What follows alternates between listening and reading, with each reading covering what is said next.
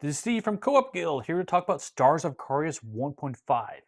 So this is going to be about my expectations because I've not actually played the game.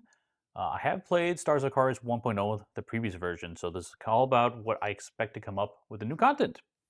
So if you're not familiar with Stars of Akarios at all, it is an epic campaign game in space where you'll be exploring the galaxy and having dogfights in space and also even having your own planetary missions. So a little bit of everything as you go across this whole campaign structure.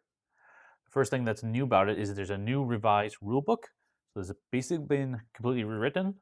So a lot of improvements there. But probably the biggest change from the first edition to the 1.5 is the galaxy exploration or the space exploration part of it. The previous version had cards you flipped over as you explored it. This is now a book. This book is just going to be flipped over the page of the book. You'll be putting reusable stickers on the different locations when you unlock them. So it's very clear on what you can do when you're in that part of the galaxy. Also, on the bottom of the book, it's going to have different actions down there so you know very clearly what to do when you're in that part of that space, which I like a lot. Really, really excited for that change. I think it's going to clean up a lot.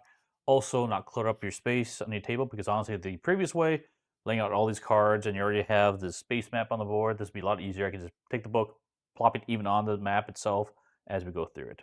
Big, big change. Super big plus for this edition.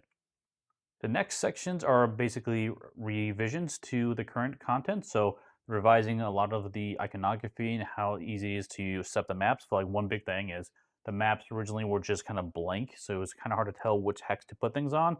And now they're going to have the actual artwork in the scenario booklet. It's going to make a huge difference on that end. No more counting 3 hexes over and 2 hexes down. It's going to make things a lot easier.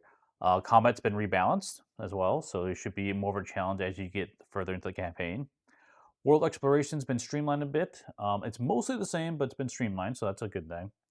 The loadout for the ships. I'm excited that there's now going to be some unique elements to each ship's loadout, which I'm very, very interested to see how that's going to work. So I always love it when I have unique ships and they do something different than everyone else's.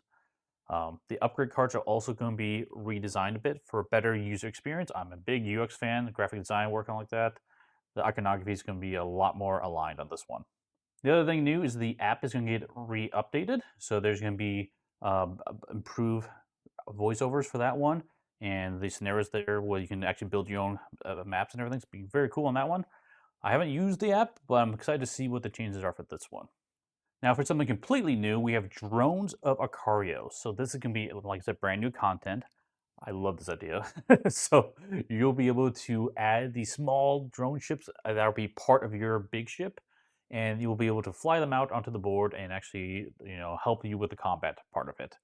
Now, the cool thing about this is they are going to be covering up part of your board. Um, and they have their own dice. So in this game, it is a dice placement game. You're rolling dice to place them onto different sections to activate abilities. These drones will have their own, and they level up with you. So they're gonna have a lot of different variety. It'll be fun to see what drones can match best with different ships for different combinations.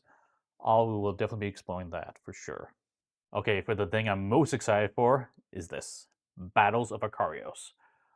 Campaign games are fun. I enjoy them, but every once in a while, it's nice to like, hey, would you I just want to play a space battle? Just want to have a fun space battle, and that's exactly what this is going to do. It's going to allow you to take that highlight of the game, which is definitely the space battles, and do a one-off play of it. So even if your friends haven't been involved in the campaign, doesn't matter. You can grab some ships, sit down, and play this game. It's also going to be easy to set up because it's all based on the book. So flip the book to the page you want. It's going to have all the elements printed on it. I've seen some examples of the scenarios in this one. Honestly, scenarios look really fun. A wide variety of them. I'm really excited to try this out. In fact, I will be playing this on Kanji Studios channel with him.